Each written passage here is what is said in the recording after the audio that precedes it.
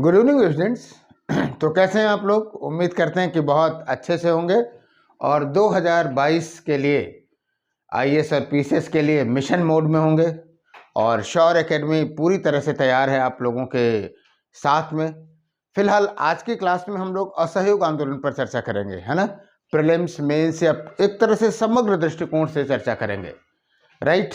तो आइए हम लोग देखते हैं कि असहयोग आंदोलन को जब हम देखें तो किन किन संदर्भों में हमें देखना चाहिए। जब आप पहले से डायमेंशन तय कर लेते हैं तो उस पर चर्चा करना बहुत आसान हो जाता है। तो आइए देखते हैं कि क्या क्या किन किन बिंदुओं पे हमें देखना चाहिए। जब हम नॉन कोऑपरेशन मूवमेंट की बात करते हैं तो सबसे पहले हम लोग चर्चा करेंगे पृष्ठभूमि पर, बैकग्राउंड पर चर्चा करेंगे। और आपको बताऊं कि मेंस में ये एक ऐसा सेक्शन है कि जहां से सवाल आता ही आता है कि बैकग्राउंड से रिलेटेड सवाल आपसे पूछे जाते हैं। पृष्ठभूमि के बाद हम लोग देखेंगे कि कार्यक्रम और कार्यक्रम का क्या विस्तार था, कार्यक्रम देखेंगे प्लस विस्तार देखेंगे। और आप देखेंगे कि इसी विस्तार के क्रम में आप देखेंगे कि कई क्षेत्रीय आंदोलनों का उदय होगा, कई क्षेत्रीय आंदोलनों का उदय होगा। तो हम लोग इसको आप ये कह सकते हैं कि सर बैकग्राउंड के बाद ये दोनों विस्तार से इसके डायमेंशन से रिलेटेड है, क्षेत्रीय आंदोलन की चर्चा करेंगे। और फिर हम देखेंगे कि इसका स्वरूप क्या रहा। जब आंदोलनों की चर्चा करेंगे तब हम लोग स्वरूप पे भी चर्चा करेंगे। और फिर बाद में क्या अंत हुआ, परिणाम देखेंगे, मूल्यांकन करेंगे इसका, है ना, मूल्यांकन करेंगे। इसके डिफरेंट डायमेंशन पे हम लोग चर्चा करेंगे। आपको बताऊं कि इतिहास में समय समय पर शोध होता रहा है और हम उन शोधों को शामिल करते हुए कैसे बेहतर लिख सकते हैं उस पर भी हम लोग चर्चा करेंगे। मेंस के पॉइंट ऑफ व्यू से तो ये बहुत ही महत्वपूर्ण है। प्रीलिम्स में आप लोग तथ्य, हो सकता है तथ्य आप लोग पहले से भी जानते हैं, बहुत सारे तथ्य हैं, फैक्टोपीडिया में रहते ही रहते हैं, है ना। तो उन सारी चीज़ों को हम लोग आज डिस्कस करने वाले हैं आज की क्लास में नॉन कोऑपरेशन मूवमेंट पे। फिलहाल 1920 से लेकर के 1922 तक है ना।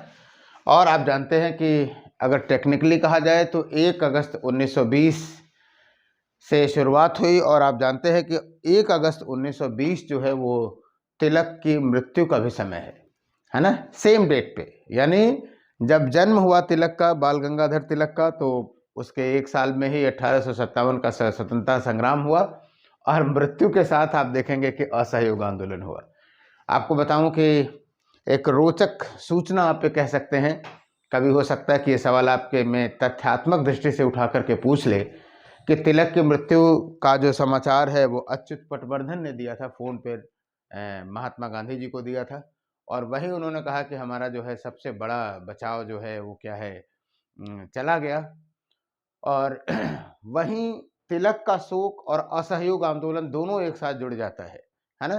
तो कहते हैं ना कि कैसे आप गांधी जी के आंदोलनों में आप देखेंगे कि किस तरह से उन्होंने जितने भी कारक थे उन कारकों का सही दिशा में कैसे उपयोग किया। ये आंदोलनों का जब आप विश्लेषण करेंगे तो पाएंगे। खैर ये तथ्यात्मक था और 1 अगस्त से शुरुआत है, इसलिए हमने उस दोनों फैक्ट को जोड़ दिया। देखिए सामान्य आप देखेंगे कि सामान्यतः जब आंदोलन शुरू होते थे कांग्रेस के तो सबसे पहले अधिवेशनों में, पहले अधिवेशन में उसका प्रस्ताव पारित होता था, फिर सरकार को अल्टीमेटम दिया जाता था और फिर जाके आंदोलन चलता था। लेकिन असहयोग आंदोलन में आप देखेंगे कि यह कांग्रेस, यह शुरू पहले हो गया और कांग्रेस के अधिवेशन से इसे बाद में मान्यता मिली। वो क्या, ऐसा क्यों हुआ? जाहिर सी बात है उसके लिए परिस्थितियां कारण थी, क्योंकि खिलाफत आंदोलन के दौरान ही असहयोग का प्रस्ताव रखा था और उसी को आधार बना करके असहयोग आंदोलन चलाया गया। एक बात और भी ध्यान देने की जरूरत है कि जो असहयोग आंदोलन है, आप ये भी कह सकते हैं कि पहला जन आंदोलन था, ये प्रथम Akhil Bharatiya, all India level की बात करें, क्योंकि गांधी का जो सबसे बड़ा श्रेय दिया जाता है वो अखिल भारतीय जन आंदोलन, राष्ट्रीय आंदोलन को जन आंदोलन में बदल देने का श्रेय माना जाता है। किसको? गांधी जी को माना जाता है। इसलिए भी असहयोग आंदोलन का विश्लेषण बहुत आवश्यक हो जाता है और उसके विविध पक्षों पे को जानना बहुत जरूरी होता है। तो आइए हम लोग टॉपिक को हम इसीलिए मानते हैं कि अगर हम एक एक सेक्शन पे 20-20 मिनट की चर्चा करेंगे तो आने वाले 1-1.5 घंटे में हम इस सारे एस्पेक्ट को बहुत अच्छे ढंग से समझ लेंगे। तो आइए हम लोग बात करते हैं सबसे पहले कि असहयोग आंदोलन की पृष्ठभूमि क्या थी, बैकग्राउंड क्या था। असहयोग आंदोलन की पृष्ठभूमि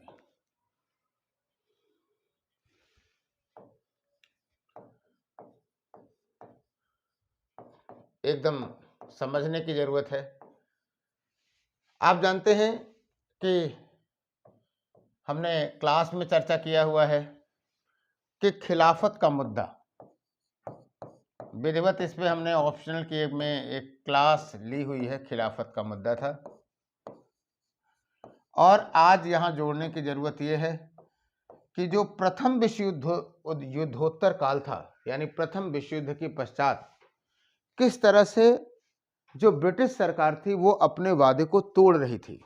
वास्तव में हुआ क्या था कि प्रथम विश्व युद्ध के दौरान जो ब्रिटिशर्स थे वो भारतीयों को या भारतीय मुसलमानों को आश्वासन दिए थे कि अगर वो हमारा समर्थन करते हैं तो हम प्रथम विश्व युद्ध के बाद तुर्की की सत्ता को विभाजित नहीं करेंगे। तुर्की का शासक जो था उस समय खलीफा भी था और खलीफा जो था मुसलमानों का आध्यात्मिक गुरु था। यह वचन दिया गया था, लेकिन ब्रिटिशर्स अपने वचन पे क्या थे कि खरे नहीं उतरे और उन्होंने क्या किया कि 1918 में ही कमाल पाशा को प्रमोट करना शुरू किया, यानी तुर्की की सत्ता के विभाजन का प्रयास हो गया। यानी खिलाफत का जो मुद्दा था वो यही था कि भारतीय जो मुसलमान थे वो किसकी, जो भारतीय मुस्लिमों ने किया, भारतीय मुस्लिमों ने द्वारा तुर्की में सत्ता स्थापित करने के लिए किया गया, तुर्की में सत्ता स्थापित करने के लिए किया गया। और आपको बताऊं कि यद्यपि यह एक अंतर्राष्ट्रीय मुद्दा था और धर्म से भी जुड़ा हुआ था, लेकिन गांधी जी को यह लगता था कि मुस्लिमों के साथ, भारतीय मुसलमानों के साथ क्या हुआ है, चीटिंग की गई है, तो हमें इस समय में उनको सपोर्ट करना चाहिए। और वैसे भी आप जानते हैं कि मुस्लिम्स 1914 जो मुस्लिम लीग थी 1914 के पहले एक बड़ा वर्ग सरकार के साथ थी। तो गांधी जी को ये लगता था कि अगर हम इस समय में उनके धर्म से जुड़े या उनकी जो क्या कहते हैं जिससे भावना जुड़ी हुई है उनसे जुड़े मुद्दे पर अगर हम उनका समर्थन करेंगे तो ये भारतीय राष्ट्र के लिए, भारतीय समाज के लिए ये बातें अच्छी होंगी। इसलिए उसको ये मानते थे कि यह हिंदू मुस्लिम एकता का सबसे बड़ा अवसर है। और इसी के दिल्ली समिट में ही वास्तव में असहयोग का प्रस्ताव रखा था कि हमें खिलाफत के मुद्दे पर क्या करना चाहिए, सरकार से असहयोग कर देना चाहिए। राइट। तो पहला मुद्दा असहयोग की जो पृष्ठभूमि थी 18 से 20 के दौरान आप देखेंगे तो खिलाफत का मुद्दा था। राइट। दूसरा जो मुद्दा था वो था आपका रॉलेट एक्ट। रॉलेट एक्ट, इस पे भी हमने चर्चा किया है, केवल जोड़ रहा हूं। रॉलेट एक्ट 1919 आया और आप जानते हैं कि इसके विरोध के लिए जो रॉलेट एक्ट था, जब इसका विरोध किया जा रहा था तो 13 अप्रैल 1919 को जलियांवाला बाग हुआ, जलियांवाला हत्याकांड हुआ, जलियांवाला बाग हत्याकांड हुआ। और इसके विरुद्ध जो है काफी व्यापक विरोध हुआ और असहयोग आंदोलन में स्पष्टतया इस बात को रखा गया कि हमें जो है क्या करना है कि पंजाब में जो भूल हुई है सरकार के द्वारा रॉलेट एक्ट ला करके उसे क्या किया जाए, दूर किया जाए, है ना। और आप जानते हैं कि रॉलेट एक्ट का भी जो संबंध था वो प्रथम विश्व युद्ध से रिलेटेड ही था। क्यों? क्योंकि रॉलेट एक्ट इसीलिए लाया ही गया था कि जो मार्शल लॉ के अंतर्गत जो अधिकार मिलते थे रॉलेट एक्ट के द्वारा शांति काल में भी वो अधिकार प्राप्त हो जाए। और तीसरा जो मुद्दा था वो था स्वराज। ये घोषित लक्ष्य था स्वराज। ये 3 मुद्दे थे जिसको लेकर के असहयोग आंदोलन चलाया जाना था। और आपको बताऊं कि असहयोग आंदोलन का जो प्रपोजल था वो स्वयं गांधी जी ने खुद लिखा था, और स्पेशली शौकत अली के कहने पर यह स्वराज का मुद्दा डाला गया था। अदरवाइज गांधी जी इन्हीं 2 मुद्दों को लेकर के असहयोग आंदोलन को ले आना चाहते थे। राइट।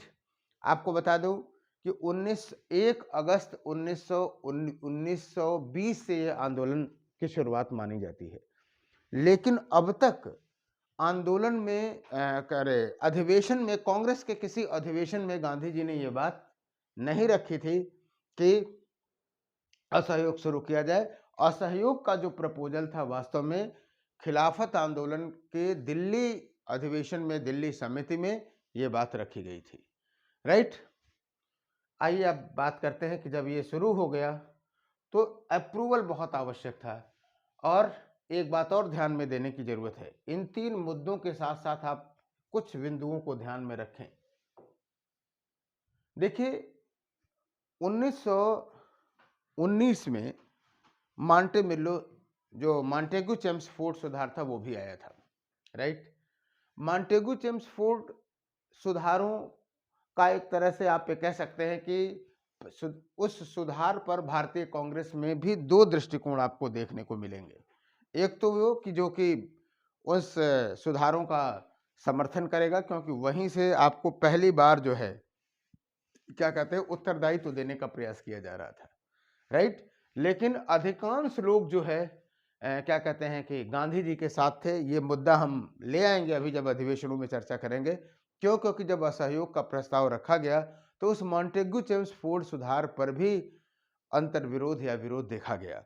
और ये असहयोग आंदोलन में ही आपको नहीं दिखाई देगा, बल्कि किसी भी आंदोलन में अगर आप देखेंगे तो कांग्रेस के नेताओं के अंतर्गत एक क्या होगा, विरोधाभास आपको हर जगह दिखाई देगा। और अंततः कॉमन मिनिमम प्रोग्राम या जो कार्यकारिणी उसकी डिसाइड करेगी, उसी के आधार पर आंदोलन चलाया जाएगा।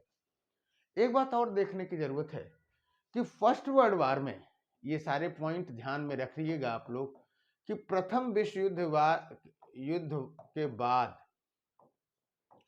पूरे दुनिया में उपनिवेश विरोधी मानसिकता थी। उपनिवेश विरोधी मानसिकता थी। जरा आप लोग अगर समझ रहे हो तो जरूर बताइएगा, कमेंट करके बताइएगा। उपनिवेश विरोधी मानसिकता थी। राइट। अगर आप इसे कोरिलेट कर पा रहे हैं तो जरूर आप हमको बताइए, नहीं तो हम यहाँ पे कोरिलेट कर ही रहे हैं, है ना। आर्थिक तनाव था, आर्थिक तनाव था। और इसकी जो प्रतिक्रिया है वो आंदोलनों में दिखाई दी। सिर्फ भारत में ही नहीं बल्कि दुनिया के हर क्षेत्र में दिखाई दी। इस बात को समझिए। जब प्रथम विश्व युद्ध हुआ तो जाहिर सी बात है प्रथम विश्व युद्ध एक साम्राज्यवादी युद्ध था। हम लोग जीएस में भी इसकी चर्चा करेंगे, ऑप्शनल में तो जो चर्चा करेंगे वर्ल्ड हिस्ट्री में। और आपको बता दूं बहुत जल्द ही विश्व इतिहास से हम एक नया बैच शुरू करेंगे। थोड़ा सा रिस्क जरूर रहता है कि वर्ल्ड हिस्ट्री से, लेकिन ठीक है, वर्ल्ड हिस्ट्री से बैच की शुरुआत करेंगे तो आपको जब वर्ल्ड हिस्ट्री आएगी तो अन्य सारी चीज़ें भी आएंगी ही आएंगी। तो बहुत जल्दी एक नए बैच की शुरुआत कर रहा हूँ 2022 के लिए, वर्ल्ड हिस्ट्री के साथ से शुरुआत करूँगा। तो कहने का मतलब ये है कि चूंकि साम्राज्यवादी युद्ध था, पूरे विश्व ने बहुत कुछ खोया था, इसलिए प्रथम विश्व युद्ध के खिलाफ एक मानसिकता थी। और जो आर्थिक तनाव थे, कभी भी युद्ध के बाद इकोनॉमिक स्थिति बहुत खराब होती है, उन आर्थिक तनाव की अभिव्यक्ति विभिन्न रूपों में विभिन्न जगहों में दिखाई दी। जैसे जर्मनी में नाजीवाद दिखाई दिया, फ्रांस में फांसीवाद दिखाई दिया, उपनिवेशों में भी विरोध होना दिखाई दिया। तो असहयोग आंदोलन को उसी कड़ी में हमको जोड़ा हुआ देखना चाहिए। याद है आपको रूसी क्रांति, रशियन रिवॉल्यूशन भी 1917 में हुई। तो जो विश्व स्तर पर जो बहुत सारी घटनाएं हो रही हैं, उन घटनाओं को आपस में जोड़ने और लिंक करने की आवश्यकता है ना। निश्चित रूप से थोड़ा सा लेवल ऊपर है, लेकिन एनालिसिस के लिए आपको इन सारे मुद्दों को ध्यान में रखने की आवश्यकता है। क्लियर है? पृष्ठभूमि की बात कुछ स्पष्ट हुई। तो इन तीनों चारों बिंदुओं को आप जब लिखेंगे तो बैकग्राउंड से रिलेटेड कोई भी सवाल होगा वो आप आसानी से कर लेंगे। और कल आज की क्लास को आप लोग देखिए, ठीक से समझिए। कल मैं असहयोग आंदोलन पे आए हुए विभिन्न जो प्रश्न हैं उन प्रश्नों पे भी हम लोग चर्चा करेंगे, तो चीज़ें और भी पुख्ता हो जाएंगी। आइए बात को आगे बढ़ाते हैं। वास्तव में जब ये शुरू हुआ 1 अगस्त 1920 से, तो बाद में सितंबर 1920 में कांग्रेस का विशेष अधिवेशन हुआ। याद रखिएगा जरा, इस पे कई नए शोध हुए हैं, नई बातें हुई हैं, इसलिए ध्यान से देने की जरूरत है। सितंबर 1920 में कहाँ हुआ? कलकत्ता में हुआ। कलकत्ता का विशेष अधिवेशन हुआ और अध्यक्ष आप जानते हैं लाला लाजपत राय, ये हमको बताने की जरूरत नहीं है, खूब जानते हैं। और आपको बताऊं कि इस अधिवेशन में गांधी जी ने खुद असहयोग प्रस्ताव रखा। गांधी जी ने असहयोग प्रस्ताव रखा था। आपको बताऊं कि ये जो असहयोग प्रस्ताव लिखा गया था, बड़े रोचक बातें हैं कुछ, इधर उधर की जब आप पढ़ेंगे तो समझ में आएगा। ये ट्रेन में लिखा जा रहा था और शौकत अली साहब थे, ट्रेन में इन्होंने लिखा, और कुछ तो स्पेलिंग मिस्टेक्स भी थी, उसे बाद में किसी तरह से करेक्ट किया गया। तो कहने का मतलब है कि बहुत अफरा तफरी में चीज़ें लिखी गई। फिलहाल गांधी जी ने ये असहयोग प्रस्ताव रखा और इस प्रस्ताव के विरोधी ज्यादा थे, फिलहाल समर्थक कम थे। समर्थक की हम चलिए पहले बात करें। सबसे ज्यादा जो समर्थन किया आप ये कह सकते हैं कि शौकत अली ने किया। भाई शौकत अली तो करेंगे ही करेंगे, है ना। जवाहरलाल नेहरू ने किया, क्योंकि उस समय इन लोगों को लगता था कि हाँ गांधी जी का जो असहयोग जो प्रपोजल है उस पर करना चाहिए। मौलाना आज़ाद का था, शौकत अली, मौलाना आज़ाद, इन लोगों ने समर्थन किया था। लेकिन जो विरोधी खेमा था, ये बहुत पूछता है, आपको याद रहना चाहिए। विरोधी खेमे का नेतृत्व किया किसने? CR दास ने, चित्तरंजन दास ने किया। और वास्तव में इनका मुख्य रूप से यही था कि ये लोग बंगाल में काफ़ी हावी थे, तो लगता था कि जो 1919 का जो के सुधार के चुनावों के अंदर, या 1919 के अधिनियम के अंतर्गत जो चुनाव होंगे तो बंगाल में उत्तरदायी सरकार बना लेंगे, जिसके लिए वो संघर्ष कर रहे थे। तो CR दास थे, जिन्ना साहब थे, मदन मोहन मालवीय थे, तो एक लंबा ग्रुप था। मदन मोहन मालवीय, एनी बेसेंट, इन सभी लोगों ने क्या किया? विरोध किया। Annie Besant, right. लेकिन इनके विरोध के बावजूद भी असहयोग प्रस्ताव जो है क्या किया गया? कलकत्ता में अधिवेशन में पारित किया गया। और फिर आगे चल करके 1920 में ही रेगुलर अधिवेशन हुआ, नागपुर अधिवेशन हुआ। 1920 में बहुत ही फेमस रहा है ये। 1920 में नागपुर का अधिवेशन हुआ, नियमित अधिवेशन था।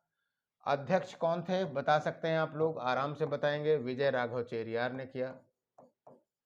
और यहां पर आप देखेंगे कि CR दास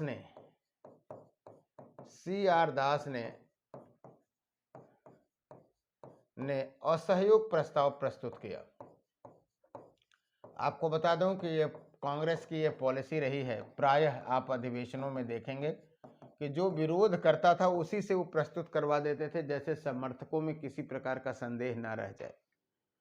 आपको बताऊं कि CR दास ने जब यह असहयोग प्रस्ताव पारित किया तो वो सभी लोग जो थे विरोधी थे, जो कलकत्ता अधिवेशन में, उन्होंने सबने समर्थन किया अंत तक, केवल छोड़ करके जिन्ना अंत तक विरोधी रहे। मोहम्मद अली जिन्ना की बात कर रहा हूं। आप कहेंगे कि सर आखिर में ऐसा क्या कारण था? तो जिन्ना एक तरह से आप कह सकते हैं कि उस समय तक प्रोग्रेसिव पॉलिटिक्स में थे, और प्रोग्रेसिव पॉलिटिक्स के अंतर्गत उनका ये मानना था कि खिलाफत का मुद्दा धार्मिक मुद्दा है, धर्म और राजनीति को मिलाया नहीं जाना चाहिए, धर्म अलग है, राजनीति अलग है, अगर आपको आंदोलन करना ही है तो केवल स्वराज पे करिए। फिलहाल गांधी से वो क्या थे? इस आंदोलन से दूरी बनाए रखे, राइट। और दिसंबर 1920 का जो नागपुर अधिवेशन है कई चीज़ों के लिए फेमस रहा। पहली बात, AICC का, ऑल इंडिया कांग्रेस कमेटी का गठन हुआ। जो कांग्रेस की सदस्यता शुल्क थी 1 रुपये से घटा करके 25 पैसे कर दिया गया, जिससे कि अधिक से अधिक लोग जुड़े, है ना। हिंदी को राष्ट्रीय भाषा की बात कही गई कि हिंदी राष्ट्रीय भाषा के रूप में हो। और मजेदार बात यह है कि कभी चर्चा करूंगा तिलक और गांधी की, जब बात करूंगा तो इन सारे मुद्दों को तिलक ने पहले भी रखा था अधिवेशन में, लेकिन तब उसे नहीं स्वीकार किया गया। लेकिन 1920 के नागपुर अधिवेशन में इस सारी बातों को क्या किया गया कि रखा गया। भाषाई आधार पर प्रांतों के गठन की भी बात यहीं पर उठी थी। तो कहने का मतलब यह है, हमको असहयोग आंदोलन के संदर्भ में देखना है, ज्यादा नहीं देखना है। आपको बताऊं कि कुल मिलाकर के आप कह सकते हैं कि नागपुर जो अधिवेशन हुआ, इस अधिवेशन के बाद ये मुद्दा क्या कहते हैं कि जो असहयोग आंदोलन था, अब उस पर कोई संदेह नहीं रहा और पूरी की पूरी तरह से कांग्रेस के जो लोग थे वो असहयोग आंदोलन को सफल बनाने के लिए लग गए। आपको बताऊं यहाँ पर दो अप्रोचेज है, उनको समझने की जरूरत है ना। जैसे एक मुद्दा, क्या कभी आप लोगों ने सोचा कि आखिर में CR दास एंड ग्रुप क्यों गांधी जी वाले ग्रुप से कंप्रोमाइज कर लिया? क्या कलकत्ता से नागपुर अधिवेशन तक आते आते लोगों का हृदय वास्तविक में परिवर्तन हो गया था, या गांधी जी को स्वीकार करना मजबूरी हो गई थी? दो स्पेशल रिसर्च हैं, इस पे जानने की जरूरत है। जैसे एक जूडिथ ब्राउन है, जूडिथ ब्राउन का ये कहना है, कलर चेंज कर देता हूं जैसे आपको ध्यान में रहे। जूडिथ ब्राउन ब्रिटिश इतिहासकार हैं और इनका ये कहना है कि गांधी जी मतलब नागपुर अधिवेशन में गांधी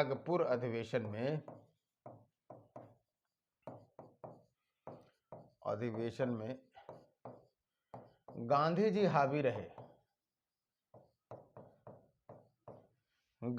हावी रहे और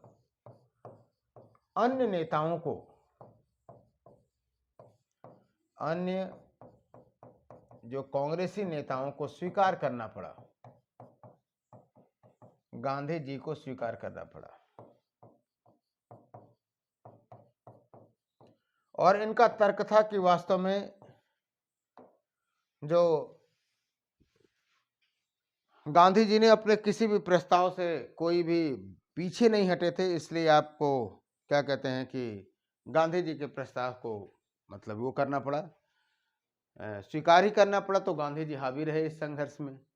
और वास्तव में जूडिथ ब्राउन या साम्राज्यवादी इतिहासकार कहीं न कहीं राष्ट्रीय आंदोलनों को अभिजात्य वर्ग में बांट करके और सत्ता संघर्ष के लिए भी आंदोलन देखते हैं। उनका अप्रोच अलग है, इम्पीरियलिस्टिक अप्रोच है। तो फिलहाल ये था। और इसी समय आपको इसी पे एक रिचर्ड गार्डन का मत है। इनका ये कहना है कि वास्तव में गांधी जी को झुकना पड़ा और गांधी जी ने झुक करके CR दास को एवं अन्य विरोधियों को मनाना पड़ा। एकदम उल्टी बात कह रहे हैं ये। इनका ये कहना है कि इनका ये तर्क है कि नहीं, CR दास को इसीलिए आगे लाया गया कि वो असहयोग प्रस्ताव पारित करे, जिससे कि क्या कहते हैं कि कोई मतभेद न रह जाए। तो कहीं न कहीं इंटरनल सेटिंग जरूर बात हुई, उनके नेतृत्व को स्वीकार किया गया और ये व्यक्तित्वों की टकराहट में अंततः गांधी जी ने कंप्रोमाइज किया। लेकिन आपको बता दूं कि ये दोनों अतिवादी विचार हैं। हम अगर अपने नजरिए से देखें तो वास्तव में ये एक तरह से कांग्रेसी आंदोलनों की जो बात मैं कह रहा हूं, बहुत अच्छे ढंग से समझ लीजिए इसमें कि कांग्रेस के अंदर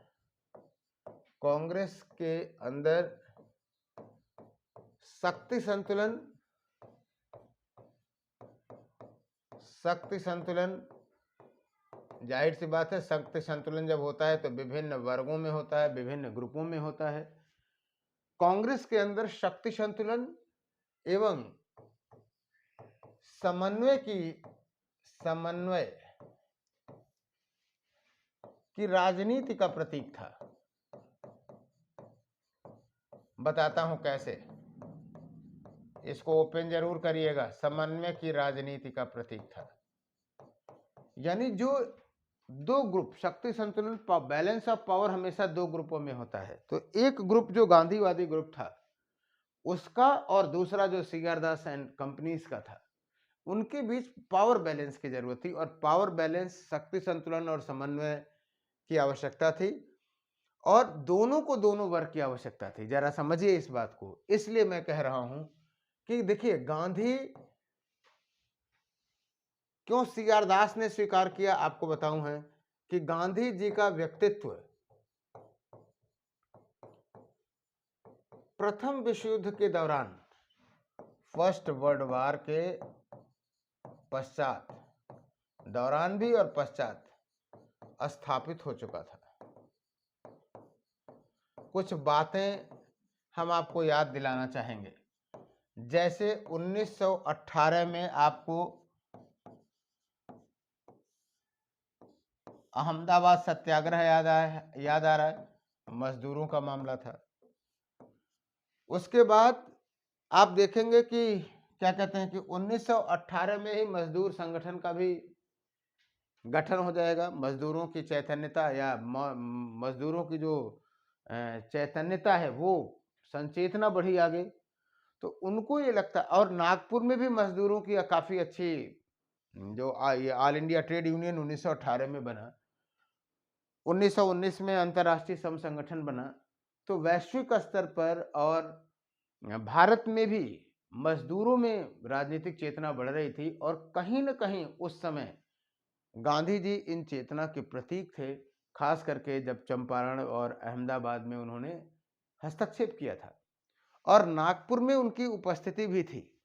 तो जो अन्य जो पारंपरिक नेता थे, उनको ये लगता था कि गांधी जी की पकड़ इन मुद्दों पर या इन लोगों पर अधिक है, राइट।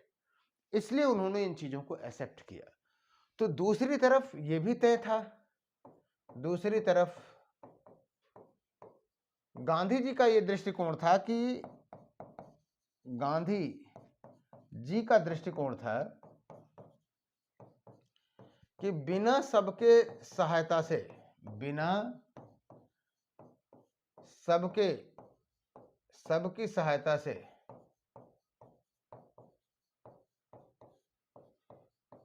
आंदोलन आगे नहीं बढ़ सकता। एकदम इस चीज को अंडरलाइन कर लीजिए भाई। सी.आर. दास या मदन मोहन मालवीय या मोतीलाल नेहरू, ये लोग सदियों, दशकों से भारतीय राजनीति में लगे थे। तो क्या ऐसा संभव था कि इनको राजनीति से दरकिनार करके आंदोलन को आगे बढ़ाया जा सके? नहीं। तो कुल मिलाकर के आंदोलन में किसी भी प्रकार की कमजोरी तार्किक नहीं थी। गांधी जी की यही तो खासियत थी कि दो विपरीत ध्रुवों के बीच में भी वो समन्वय का रास्ता निकाल लेते थे, है ना। अगर उनसे कहा जाए कि उत्तरी ध्रुव और दक्षिणी ध्रुव में के बीच में कोई रास्ता निकालिए, तो गांधी जी की एक खासियत थी, गांधीवादी राजनीति की एक खासियत थी कि वो बीच का रास्ता जरूर निकाल लेते थे, राइट।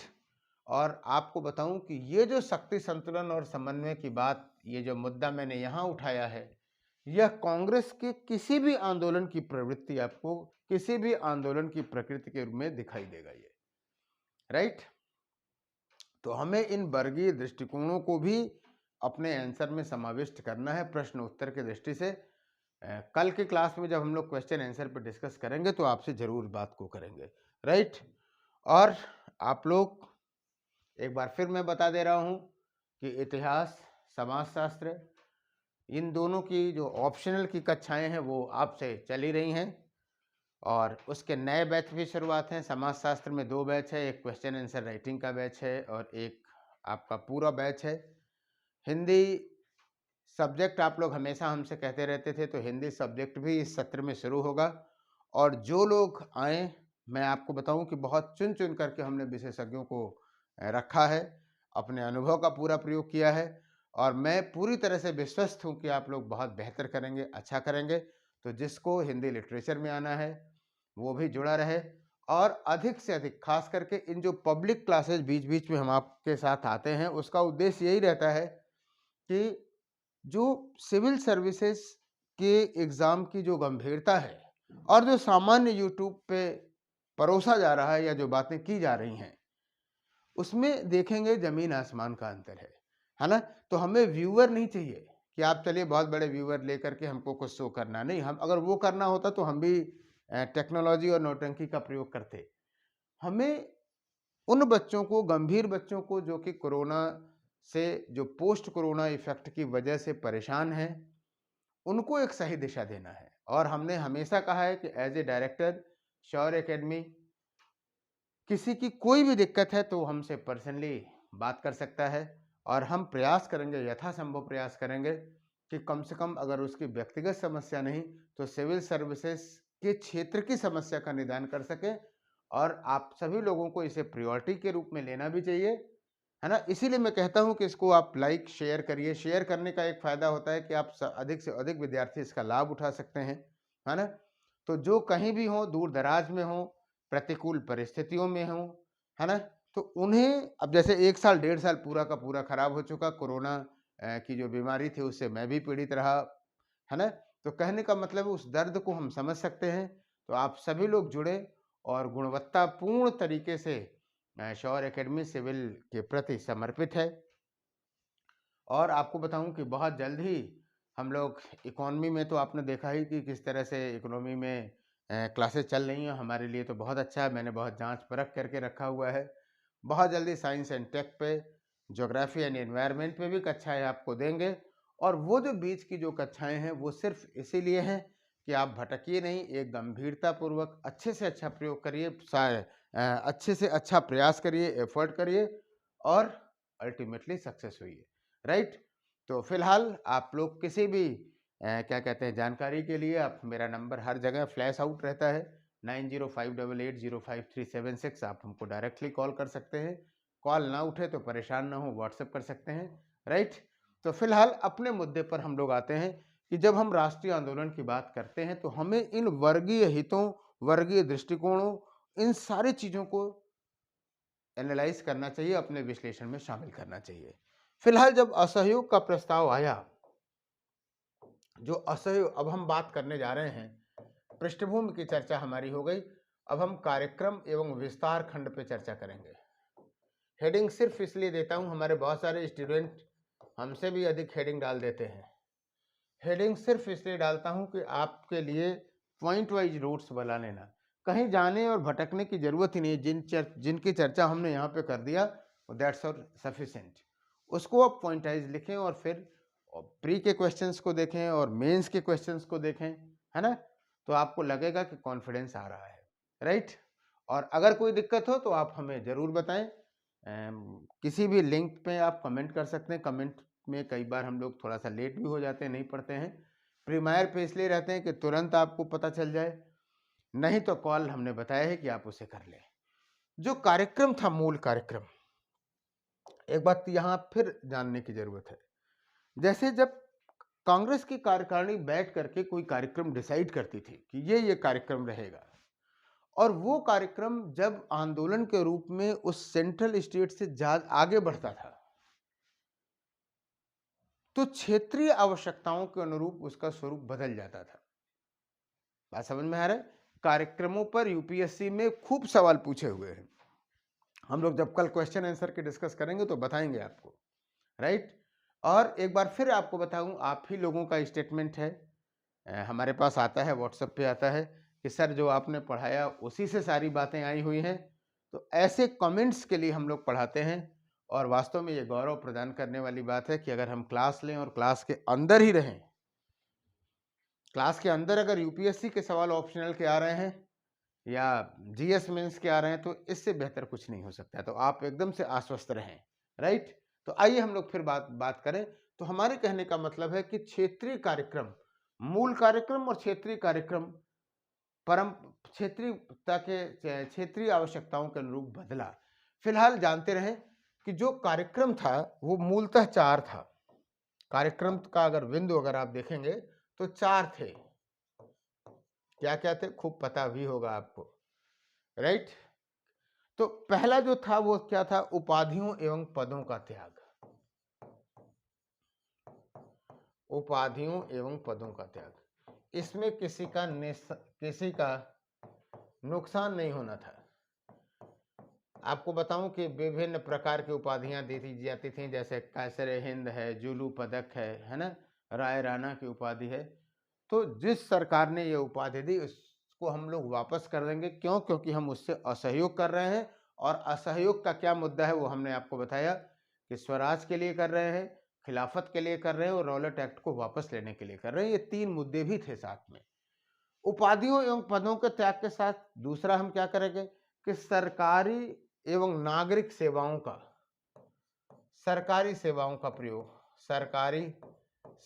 का त्याग करेंगे। थोड़ा कठिन काम था, लेकिन लोगों ने कहा कि नहीं, हम सरकारी सेवाओं का त्याग करेंगे।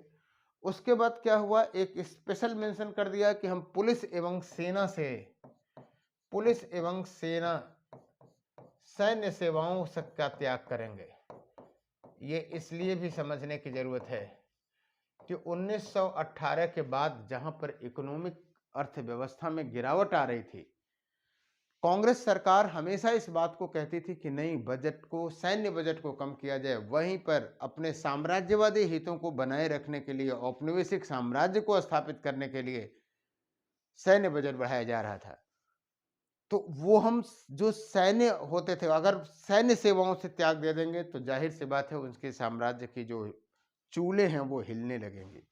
इस पे बहुत ज़्यादा सफल तो नहीं हुआ, लेकिन ये 2 मुद्दे ऐसे थे जो कि साम्राज्यवादी हित को सीधे चोट पहुंचाते थे। और इसके बाद था कर ना अदायगी कि हम टैक्स नहीं देंगे। कई लोग हमसे पूछते हैं कि सर क्या ये कोई क्रम था? क्रम तो नहीं था, लेकिन आप ये कह सकते हैं कि अघोषित क्रम था। कर टैक्स न देने की बात थोड़ी सी लेट में थी। मेन चीज ये था कि इन चीजों से हम लोग कैसे दबाव बनाएंगे। लेकिन जब ये कार्यक्रम आगे आया तो इसमें कई कार्यक्रम जुड़े, है ना। जैसे आपको बताऊं कि उपाधियों एवं पदों एवं सरकारी सेवाओं से त्याग की बात जब में हुई, जब ये आंदोलन बढ़ा, तो जैसे कुछ आंकड़े और कुछ पॉइंट आपको बता रहे हैं, उसे आप जानते रहिए। जैसे वकीलों ने वकालत छोड़ दी, आप देखेंगे तो काफी ये सारे पॉइंट आपको प्रीलिम्स में भी क्वेश्चंस में पूछे जाएंगे। वकीलों ने वकालत छोड़ दी, और आप देखें कि इसमें CR दास, है ना, मोतीलाल नेहरू, डॉक्टर राजेंद्र प्रसाद, ये सारे लोग जो थे वो क्या थे, कहते हैं कि छोड़ने वाले प्रमुख लोगों में से थे। और अगर राज्य के हिसाब से देखेंगे तो सबसे ज़्यादा अगर आप देखेंगे तो बंगाल, आंध्र प्रदेश, है ना, उसके बाद संयुक्त प्रांत, यानी प्रांत वाइज देखेंगे तो इसमें सबसे ज़्यादा आपको बंगाल दिखाई देगा। बंगाल, उसके बाद आंध्र प्रदेश, फिर संयुक्त प्रांत, राइट। सरकारी स्कूलों का त्याग किया गया, छात्रों ने सरकारी स्कूलों का त्याग कर दिया।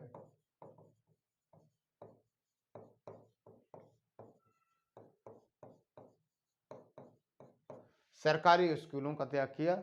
और इसमें अगर आप देखेंगे तो बंगाल, पंजाब, मुंबई, ये ग्रुप आगे था।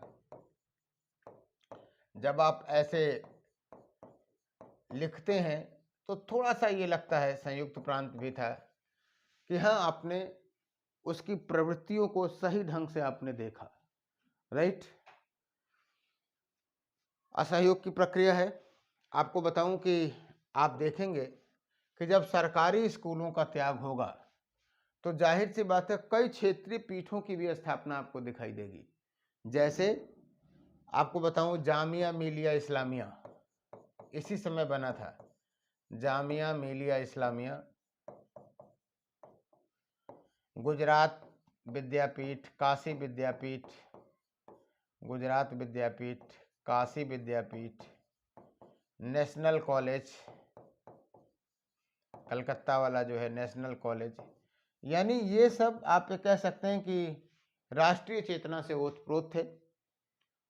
सरकारी स्कूलों के त्याग के बाद ये इन स्कूलों की स्थापना हुई। लेकिन एक बात आपको यहाँ बात बता देना चाहता हूँ कि उस समय भी लोग जो पाश्चात्य शिक्षा पढ़ते थे, कहीं न कहीं दिमाग में ये बात सरकारी नौकरी वाली ज़रूर रहती थी।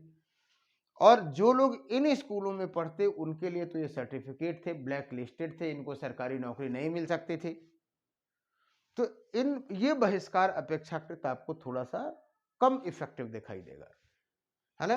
वकीलों ने वकालत छोड़ी, ये प्रभाव आपको दिखाई देगा कि ठीक है, अब उन्होंने डिसाइड कर लिया कि अब हमको वहाँ नहीं करना है, बाकी जैसे भी हम अपना परिवार का खर्चा चला लेंगे, है ना? फिर भी एक अच्छी खासी मात्रा में छात्र जुड़े, खास करके नेशनल स्कूल, नेशनल कॉलेज तो इसीलिए जाना ही जाता था कि वो एक तरह से राष्ट्रीय आंदोलन के लिए पौध होता था, है ना? चलिए, इसके बाद एक कार्यक्रम आया आपका कि विदेशी वस्त्रों का बहिष्कार, विदेशी वस्त्रों का बहिष्कार। और आपको बताऊं कि ये जो बहिष्कार हुआ, इसमें अगर आप देखें तो बंगाल, बॉम्बे और मद्रास ये आगे था। बड़ा रोचक तथ्य है ये। मुंबई तो अब हुआ, बॉम्बे, मद्रास। और आपको बताऊं कि विदेशी वस्त्रों की होली जलाई गई। होता क्या था कि एक कांग्रेस का कार्यकर्ता किसी चौराहे पर पहुंचता था और कहता था कि जो भी आप पहने हुए हैं, अब आप कहेंगे कि सर पैंट शर्ट पहने हुए हैं, सारा कुछ विदेशी है, तो आपको नंगे नहीं हो जाना है, जो भी संभव है, ना कुछ हो तो रुमाल ही निकाल के डाल दीजिए। और फिर ये विदेशी वस्त्रों की जलाई गई, होलियां जलाई गई चौराहों पर। आपको आंकड़ा दूंगा जब परिणाम की चर्चा करूंगा, तो किस तरह से उत्पादन, उपभोग कम हो गया, है ना? तो इम्पैक्ट दिखाई देगा आपको। और जो रविन्द्रनाथ टैगोर थे, वो इसको कहते हैं कि वस्त्रों का जलाना निष्ठुर बर्बादी है। वो यहाँ तक कहते हैं कि गांधी जी ने जो आंदोलन चलाया या जो राजनीतिक चेतना का अलख जलाई, वो वंदनीय है, वो बहुत अच्छी बात है, लेकिन वस्त्रों की बर्बादी करना ये निष्ठुर बर्बादी है। फिलहाल कार्यक्रम तो कार्यक्रम था ही।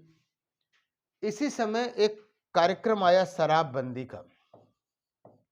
आपको बता दूं कि शराबबंदी का कार्यक्रम कहीं भी घोषित नहीं था, लेकिन महिलाओं ने इसे शराबबंदी कार्यक्रम भी चलाया, है ना? आपको बताऊं कि शराबबंदी जो हुई वो बड़े प्रेम से हुई। कैसे? इसमें महिलाओं का योगदान था। जो उस एरिया की शराब की दुकानें रहती थीं, उस पे ये अपने जो देसी क्या कहते हैं, घरेलू हथियार, हिंसा तो वैसे भी नहीं करना था, सत्य और अहिंसा पर आधारित ही गांधी का था, लेकिन झाड़ू और बेलन लेकर के पहुंच गई। पहले तो रिक्वेस्ट करते थे, वहां पर अपने ही उन्हीं के घर परिवार के लोग थे, भाई थे, पिता थे, पति था, है ना?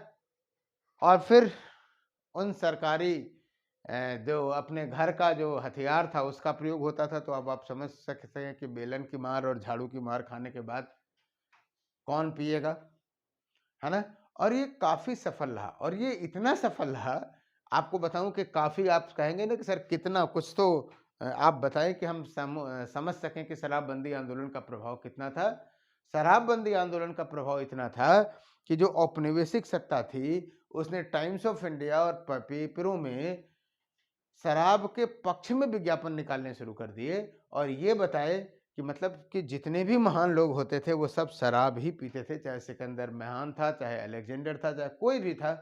तो उन्होंने बताया कि शराब की महिमा का गुणगान करना ये शुरू कर दिए। तो कहने का मतलब ये है कि ये इम्पैक्ट आपको दिखाई देगा ही देगा, राइट? कार्यक्रम तेजी से चल रहा था, और इसी बीच में आपको बताऊं 17 नवंबर 1921, ये डेट हमको भी याद है और आपको भी याद होनी चाहिए। 17 नवंबर 1921, इसी बीच 17 नवंबर 1921 को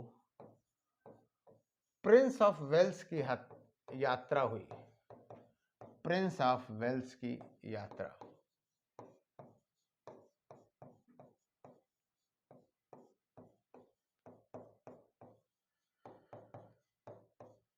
प्रिंस ऑफ वेल्स की यात्रा हुई, और सरकार ने कई खिलाफत नेताओं को गिरफ्तार कर लिया था। विशेष रूप से मोहम्मद अली और शौकत अली थे, राइट?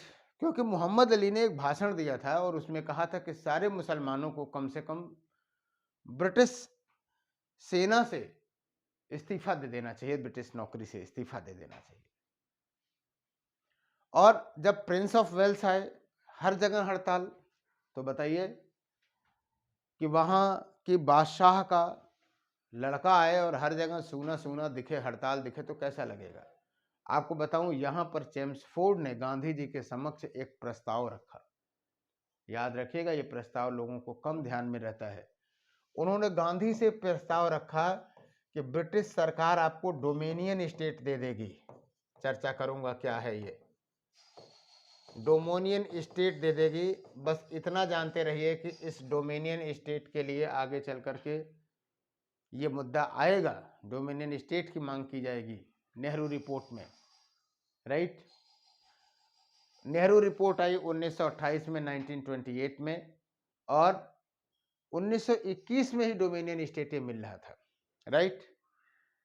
कहा कि आपको डोमिनियन स्टेट दिया जाएगा बशर्ते हड़ताल समाप्त कर दीजिए। गांधी जी ने कहा कि ठीक है, हम स्वीकार कर लेंगे, लेकिन पहले आप खिलाफत नेताओं को रिहा कर दीजिए। क्योंकि गांधी जी राजनीतिक रूप से भले भी गलत हो जाए, नैतिक रूप से गलत नहीं हो सकते थे। और आपको बताऊं, इससे सरकार चिढ़ गई, कहा ठीक है भाई, हम नहीं गिरफ्तार, नहीं उनको करेंगे। और अंततः डोमिनियन स्टेट नहीं, मतलब ये मुद्दा तय नहीं हुआ। आपको बताऊं, चित्तरंजन दास उस समय बंगाल में थे, कैद थे वो भी, है ना। सी आर दास और उनकी पत्नी बासंती देवी, वो भी क्या थी, गिरफ्तार थी। सी आर दास ने कहा कि ये, मतलब चिल्लाने लगे, वो कहे कि यार ये कौन सा मौका है, अरे मोहम्मद अली, शौकत अली तो फिर कभी छूट ही जाएंगे, ऐसा थोड़ी कि वही रह जाएंगे। लेकिन डोमिनियन स्टेट, यानी पॉलिटिक्स में आपको बार्गेनिंग आनी चाहिए, है ना। और निश्चित रूप से आप कह सकते हैं कि यहाँ गांधी जी को एक्सेप्ट करना चाहिए था, फिर वही नैतिकता की बात आएगी। और खास करके जब हम लोग सविनय अवज्ञा आंदोलन में भगत सिंह गांधी इरविन समझौते की व्याख्या करेंगे तो ऐसे मुद्दे फिर जुड़ेंगे, इसलिए बहुत बारीकी से इंटरकनेक्ट करने की जरूरत है। और फिलहाल इन्होंने माना नहीं। प्रिंस ऑफ वेल्स जहां भी गया, प्रिंस ऑफ वेल्स को सूनी सड़कें मिली, जबरदस्त हड़ताल दिखाई दिया। ये गांधी जी का इम्पैक्ट आपको था, राइट। आइए इसी बीच आपको बताऊं, दिसंबर में अहमदाबाद अधिवेशन होता है कांग्रेस का, दिसंबर में अहमदाबाद अधिवेशन होता है। दिसंबर 1921 में अहमदाबाद अधिवेशन हुआ। अहमदाबाद अधिवेशन, एक बात और याद दिलाना चाहूंगा कि जब 1920 में यह आंदोलन शुरू किया जा रहा था, तो उसी समय गांधी जी ने यह कहा था कि यदि हमारे कार्यक्रमों पर एक वर्ष जो है क्या किया जाए कि अमल किया जाए, तो स्वतंत्रता मिल जाएगी, स्वराज मिल जाएगा। और आपको बताऊं, यहां एक वर्ष होने को थे, स्वराज की कोई छाया भी नहीं दिखाई दे रही थी, राइट। तो अहमदाबाद जो अधिवेशन था बड़े कश्मकश में था कि अब क्या होगा, what will be the next step of the movement. और कहीं कहीं दबे जबान से आंदोलन में उपस्थिति भी कम हो रही थी। उत्साह तो नहीं कम था, लेकिन उपस्थिति जरूर कम हो रही थी। फिलहाल अहमदाबाद अधिवेशन में अल्टीमेटली असहयोग को चलाने का निर्णय लिया गया कि असहयोग को चलाया जाएगा, आगे चलाया जाएगा। और बल्कि दो घटनाओं की यहाँ पे चर्चा करना चाहूँगा, बड़ी रोचक हैं और कहीं न कहीं आपको एक कॉन्सेप्ट को समझने की बात होगी। आपको बता दूं कि सुभाष चंद्र बोस आईसीएस में 4th रैंकर थे। जैसे आप इस समय आईएएस है, वैसे उस समय आईसीएस होता था। तो जो रैंकर्स थे, सी आर दास के कहने पर असहयोग आंदोलन में आए। उन्होंने इच्छा व्यक्त की कि हम गांधी जी से मुलाकात करें। जाहिर सी बात है, गांधी जी केंद्रीय नेतृत्व कर रहे थे तो समय तो नहीं था, लेकिन फिलहाल आईसीएस थे और मौका प्रदान किया गया। सुभाष चंद्र बोस गांधी जी से मिलते ही पहला प्रश्न पूछते हैं अभिवादन के बाद कि अगला कार्यक्रम क्या होगा। और गांधी जी इस प्रश्न को सुन करके हड़बड़ा जाते हैं कि अरे अब क्या जवाब दें। और सुभाष चंद्र बोस मतलब एकदम आश्चर्य थे, गहरी निराशा उनको हुई। कहे बताइए जी कि जिस व्यक्ति के आह्वान पे लाखों करोड़ों लोग सड़कों पर यहां पर उतरे हुए हैं, उसको यही नहीं पता है कि आगे क्या होगा, राइट। और आप जानते हैं कि गांधी और सुभाष चंद्र बोस का जो व्यक्तित्व है वो बड़ा मतलब एक दूसरे की इज्जत में कहीं कोई कमी नहीं है। लेकिन भाई सुभाष चंद्र बोस ने ही राष्ट्रपिता कहा, लेकिन जो एक वैचारिक दूरी आपको दिखाई देती है वो आइडियोलॉजिकल डिफरेंस 1921 से ही दिखाई देता है, राइट। एक मिनट।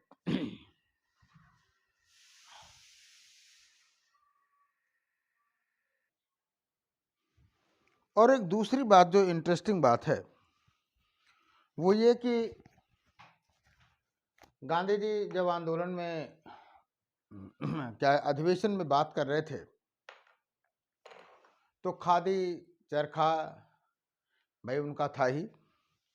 तो किसी ने तबीयत प्रसन्न वाले व्यक्ति ने, होते हैं ना कि कमेंटबाज या प्रत्युत्पन्न मति वाले, वो लोग कि उसमें से किसी एक ने कहा कि खादी बहुत महंगी है ना, आज भी है।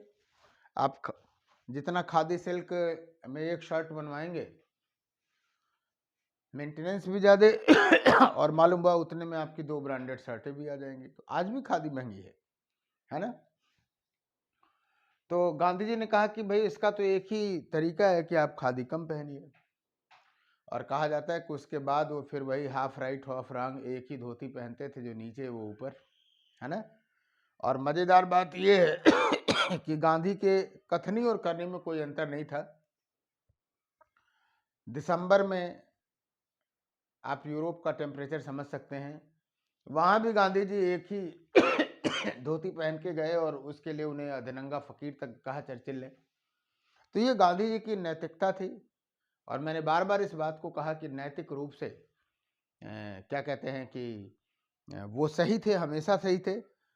राजनीतिक रूप से भले ही उनके निर्णयों की आलोचना हो, स्वाभाविक है, सॉरी, कोई महामानव नहीं था, है ना।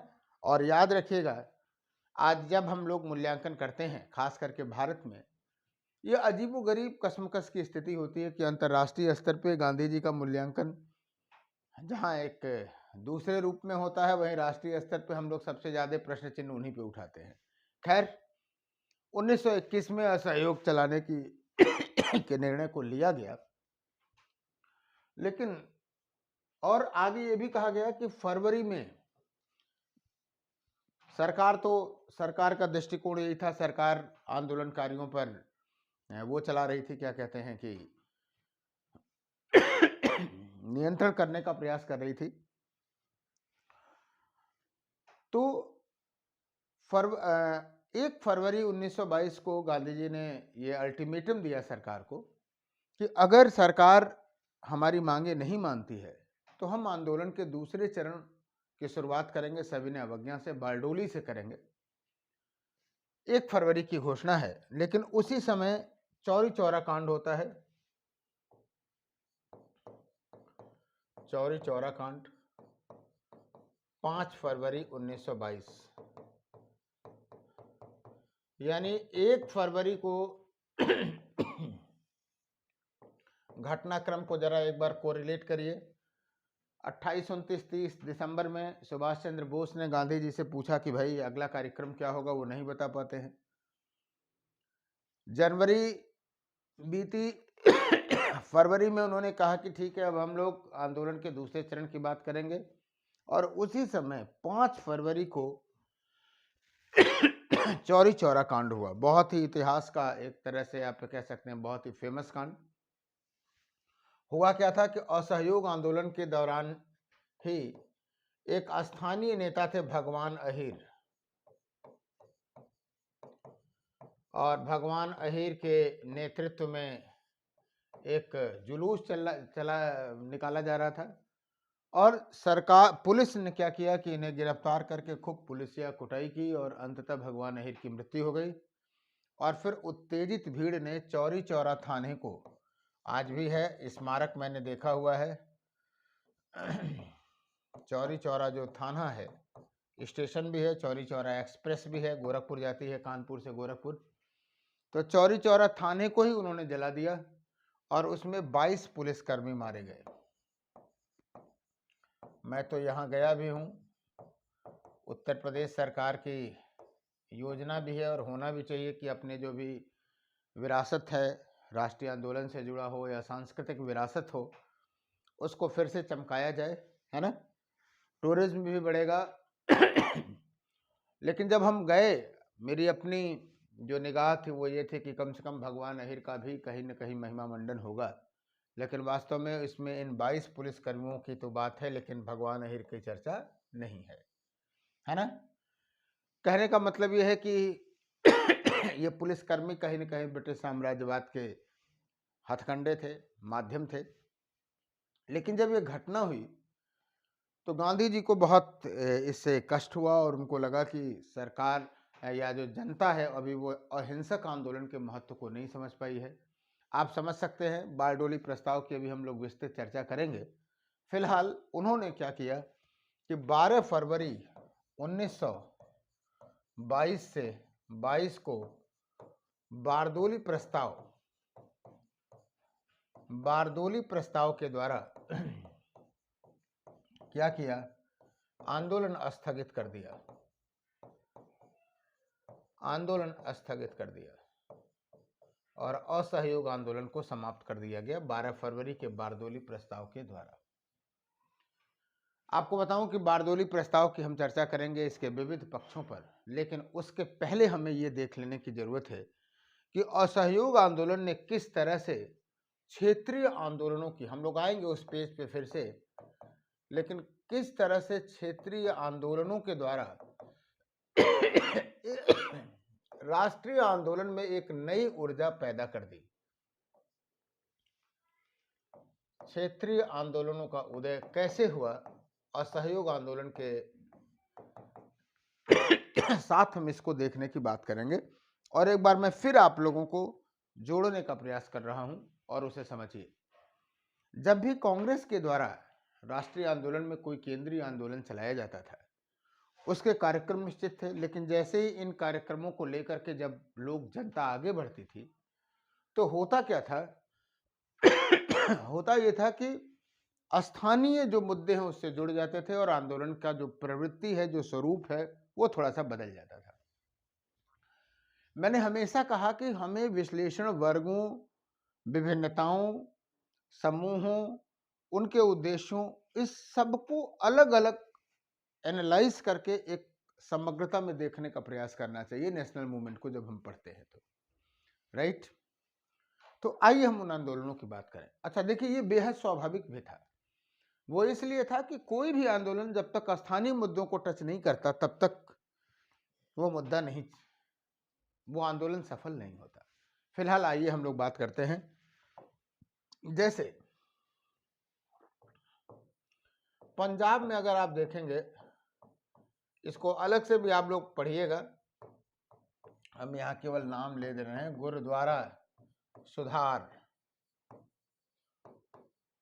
गुरुद्वारा सुधार आंदोलन।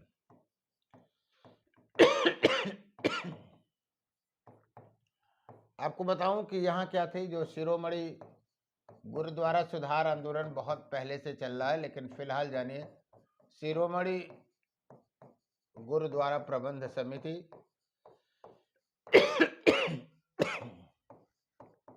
आप समझ रहे हैं कि इसमें किस तरह से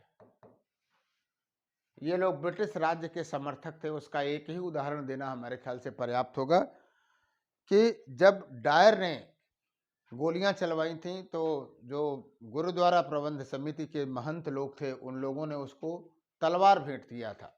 और आप जानते हैं कि पगड़ी और तलवार सिख में अगर किसी को भेंट किया जाता है तो बहुत सम्मान की बात होती है।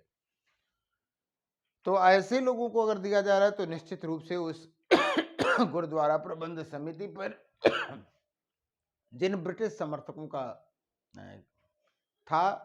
कब्जा था, वो आप समझ सकते हैं।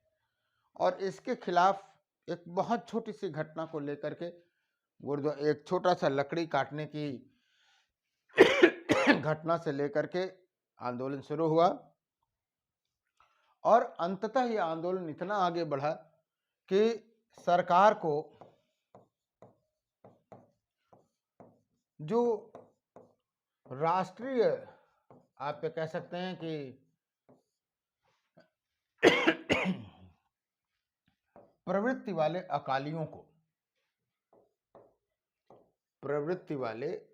अकालियों को चाबी देनी पड़ी। प्रवृत्ति वाले अकालियों को चाबी देनी पड़ी। अच्छा, अब उनको ये लगता था कि ये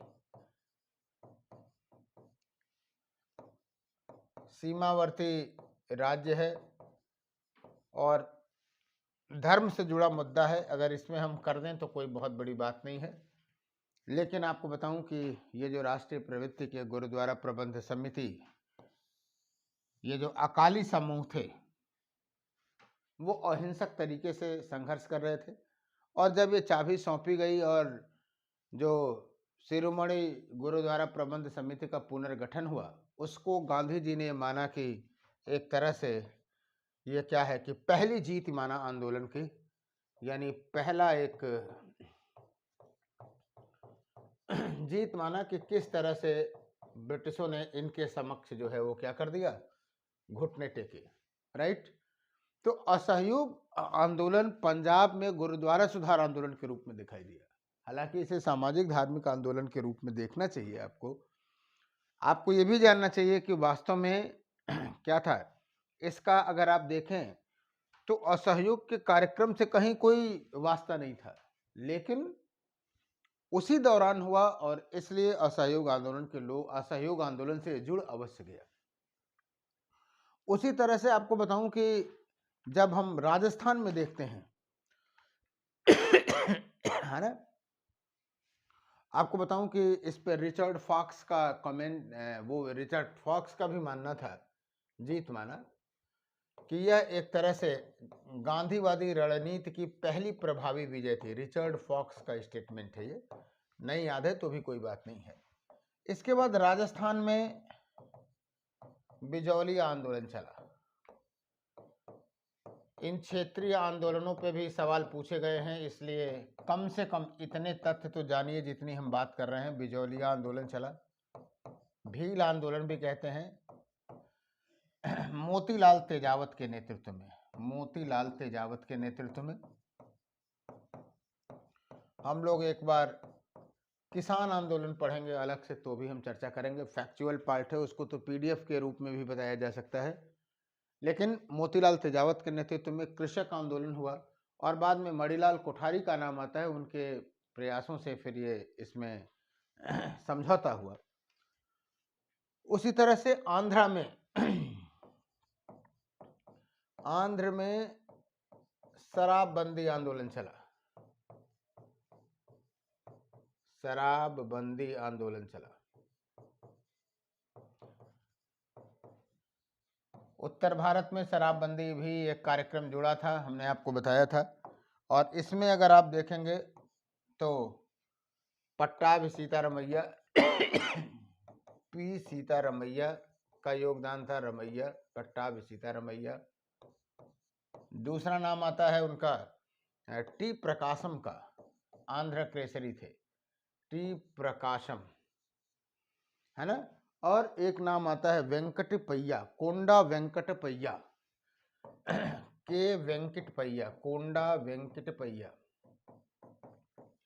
वन सत्याग्रह भी चला, गुंटूर में वन सत्याग्रह भी चला। और वन सत्याग्रह में आदिवासियों की भूमिका थी, कभी चर्चा करूंगा।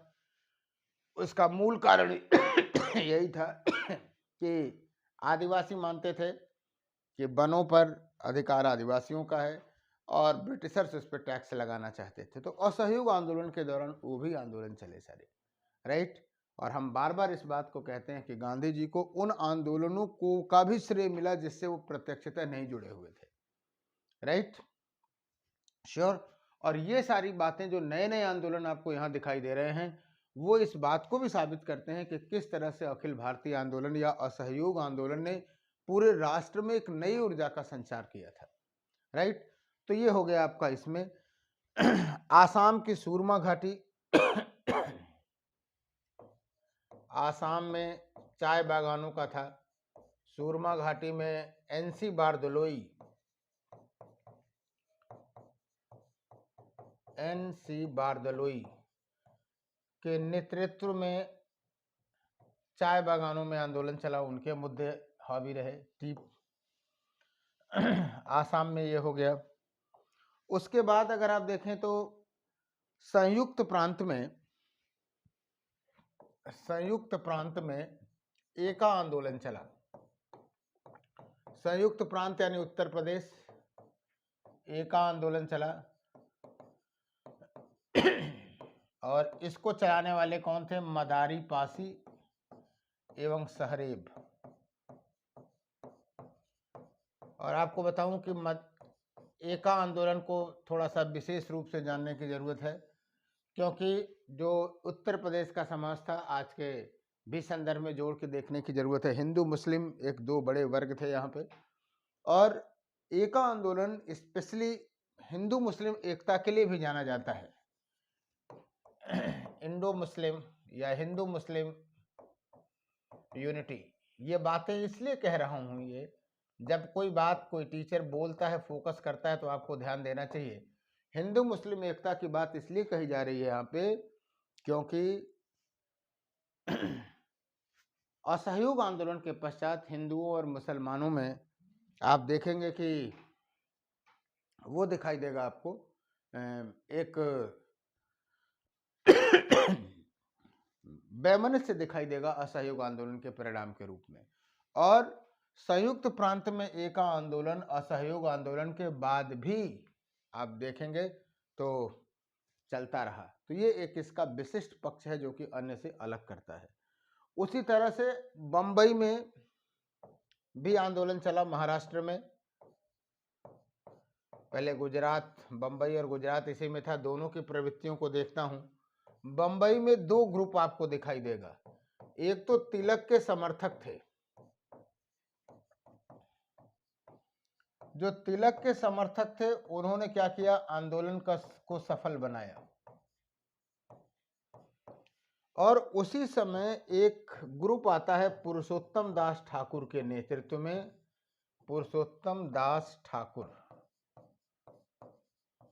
आप ये जानते रहिए कि ये असहयोग विरोधी आंदोलन चलाए। ये असहयोग आंदोलन का विरोध कर रहे थे। उसी तरह से गुजरात में एक भी दो ग्रुप आपको देखा गया। एक तो सामान्य जो असहयोग का समर्थन कर रहे थे, वल्लभ भाई पटेल एंड कंपनी असहयोग का समर्थन कर रहे थे। और दूसरा एक ग्रुप दिखाई देता है बब्बर देवा।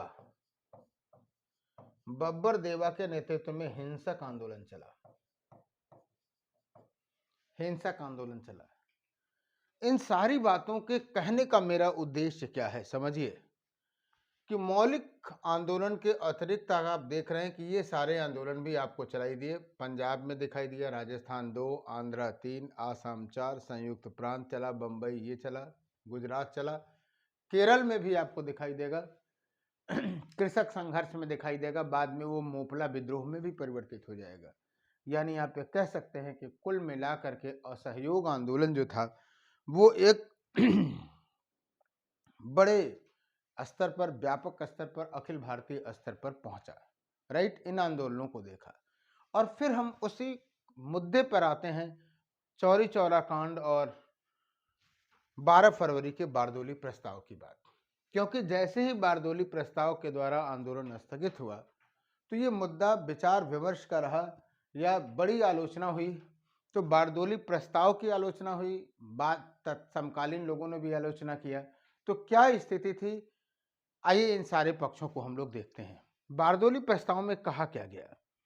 बारदोली प्रस्ताव में ये कहा गया कि सुन लीजिए, लिख नहीं रहे हैं।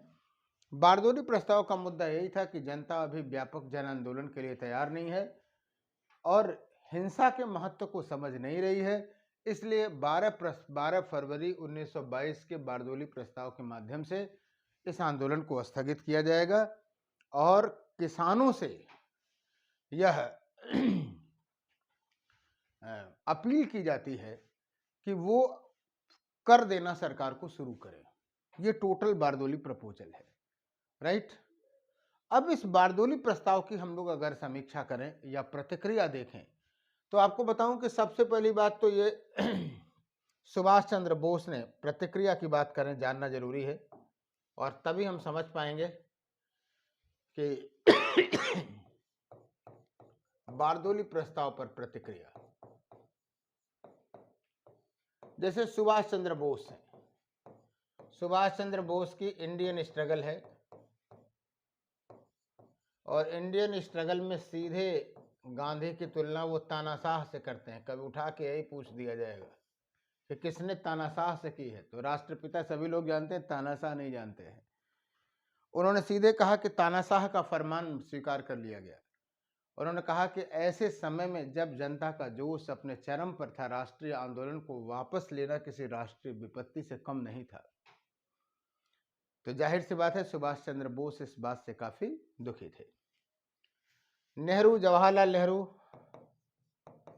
इन्होंने कहा कि प्रस्ताव लेना दुखद था और खास करके जो युवा पीढ़ी थी वो बहुत परेशान थी, राइट। सी आर दास का कहना था, सी आर दास की प्रतिक्रिया ये थी कि अगर इसे आंदोलन स्थगित ही करना था तो डोमिनियन स्टेट ले लिए होते जब 1921 में मिल रहा था, है ना।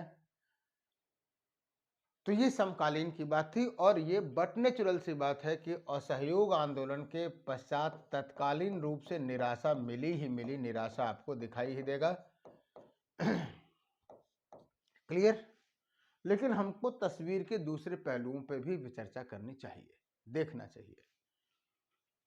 जो मार्क्सवादी इतिहासकार थे वो गांधी जी की आलोचना इस बात पे कहे कि गांधी जी अभिजात्य वर्गीय अप्रोच वाले थे और उन्होंने आंदोलन को स्थगित करके जमींदारों के पक्ष में कर देने के लिए ये बातें उठाई।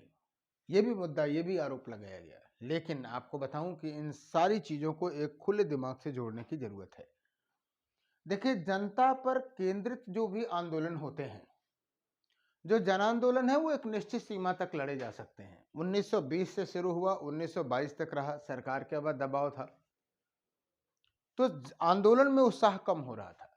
ये एक तथ्य था, पहली बात। दूसरी बात ये कि अब तक आपने ये कहा हुआ था कि आंदोलन जो होगा वो क्या होगा, अहिंसक होगा, और अहिंसक आंदोलन के वजह से सरकार के हाथ थोड़े दबे हुए थे। लेकिन ऐसी स्थिति में जब चौरी चौरा जैसा कांड हो गया तो इस बात की पूरी आशंका थी कि अब सरकार कोई मौका नहीं देती और जम के कुटाई करती, है ना। तो आंदोलन बुरी तरह से दमन कर दिया जाता। इससे ज्यादा आवश्यक था कि रणनीतिक रूप से आंदोलन को स्थगित कर दिया जाए। और इसीलिए जब हम लोग देखते हैं राष्ट्रीय आंदोलन में जो गांधीवादी रणनीति है, राष्ट्रीय आंदोलन में गांधीवादी रणनीति को हम लोग संघर्ष विराम और संघर्ष की रणनीति के रूप में भी देखते हैं। तो हमने संघर्ष कर लिया, अब हमें रेस्ट लेने की आवश्यकता थी।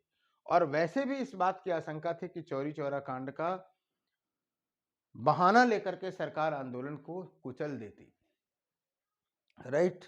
आपको बताऊं, जो लोग ये आरोप लगाते हैं कि गांधी जी को लग रहा था कि चौरी चौरा कांड के बाद उनके हाथ से नेतृत्व निकल जाएगा, तो आपको एक बात बता दूं कि भगवान अहिर का जो घटना हुई वो कोई सोची समझी कार्यक्रम या किसी विचारधारा के तहत नहीं थी। भगवान अहिर की जो घटना हुई या जो चौरी चौरा की जो घटना हुई वो एक तरह से भीड़ की त्वरित प्रतिक्रिया थी। तो आप ये नहीं कह सकते हैं कि आंदोलन गांधी के हाथ से निकल रहा था। और दूसरा आरोप जो ये लगाया जाता है कि गांधी जी जमींदारों के समर्थक थे, उन्होंने जमींदारों को कर देने के लिए कहा। तो आपको एक बात बता दूं कि वो यह भी संदेश देना चाहते थे जमींदारों को, क्योंकि जमींदार वर्ग एक ऐसा वर्ग था जो कि ब्रिटिशों का समर्थक था। गांधी जी ये कहना दिखाना चाहते थे कि देखिए हमारा विरोध ब्रिटिश सरकार से, जमींदारों से कतई नहीं है ना। कहने का मतलब ये है कि बारदोली प्रस्ताव की व्याख्याओं के समय पूर्वाग्रह से सोचने की जरूरत नहीं है। खास करके जब हम 1934 या नेक्स्ट स्टेप का सविनय अवज्ञा आंदोलन जब हम आपको बताएंगे, तो आपको बताएंगे कि सविनय अवज्ञा आंदोलन में सही समय पे निर्णय नहीं लिया गया, और आप देखेंगे कि 1930 से लेकर के 34 तक चला राष्ट्रीय आंदोलन में सबसे बिखरा हुआ आंदोलन आपको सविनय अवज्ञा दिखाई दिया। क्लियर? तो असहयोग आंदोलन को लेकर के चौरी चौरा कांड को धार बना करके जो गांधी जी ने निर्णय लिया वो निश्चित रूप से तत्कालीन परिस्थितियों को अनुरूप था। और आपको बताऊं कि इसके बाद जब उस पे क्या कहते हैं, गांधी जी को गिरफ्तार करके उसमें उन पे वो चलाया गया, मुकदमा चलाया गया, तो आपको बताऊं उन्होंने स्पष्ट कहा, ब्रूमफील्ड की न्यायालय में लाया गया था, तो उन्होंने कहा था कि अभी स्वतंत्रता संग्राम खत्म नहीं हुआ है, अभी तो शुरू हुआ है। यानी कहने का मतलब ये है कि वो इस बात को अच्छी तरह से कैलकुलेटिव वे में जानते थे कि हमें अभी संघर्ष को बहुत आगे ले जाना है। इसलिए चौरी चौरा कांड को बना करके असहयोग आंदोलन का जो स्थगन था वो आप कह सकते हैं कि गांधीवादी रणनीति का हिस्सा था, है ना। और आगे चल करके उसी पर आंदोलन भी हुआ और आगे वाले 2 दशकों में स्वतंत्रता भी प्राप्त की गई। तो बारदोली प्रस्ताव के इन विविध पक्षों को भी जानने की आवश्यकता है, राइट। अब आइए हम लोग बात करते हैं कि असहयोग आंदोलन का परिणाम क्या हुआ। असहयोग आंदोलन के परिणाम,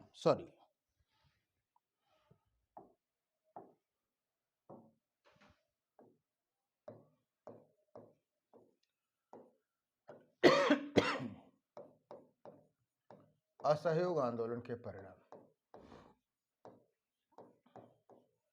आप जानते हैं कि परिणाम तात्कालिक रूप से देखा जाता है, प्रभाव तो दीर्घकालिक होता है। क्या इम्पैक्ट हुआ?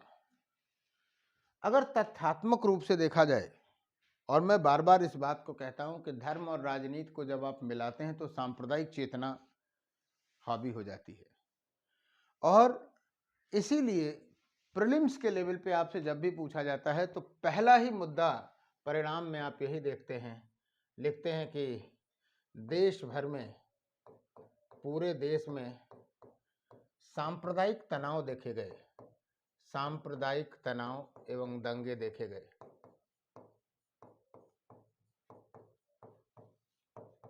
हम उदाहरण लिख दे रहे हैं और इसको हम लोग अलग से पढ़ेंगे। दंगे देखे गए, उदाहरण के लिए आप कह सकते हैं कि केरल का मोपला विद्रोह, हम किसान आंदोलन में इसे देखेंगे, केरल का मोपला विद्रोह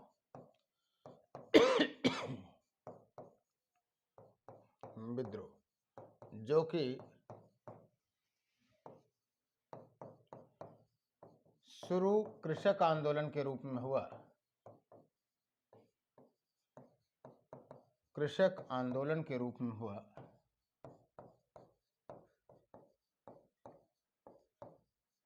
लेकिन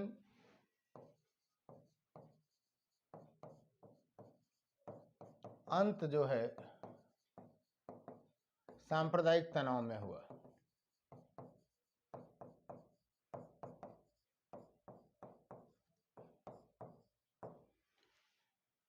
राइट, फर्स्ट इंपैक्ट तो आपको यही दिखाई दिया। दूसरी बात आप ये कह सकते हैं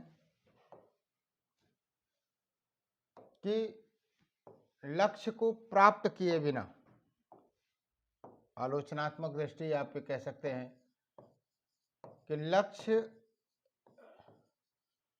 की प्राप्ति के बिना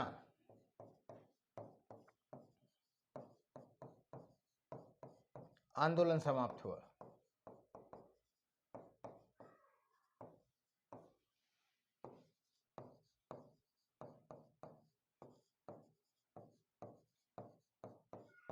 है ना, लिमिटेशन आप कह सकते हैं, है ना। और जब आप मूल्यांकन करें या परिणाम प्रभाव देखें तो आपके दोनों पक्ष क्लियर होने चाहिए। प्रश्न के हिसाब से हम इन फैक्टों की प्रस्तुतिकरण वहां पे करेंगे, और इसीलिए कल हम लोग असहयोग आंदोलन पे पहले प्रश्न उत्तर की चर्चा करेंगे और फिर आगे बढ़ेंगे।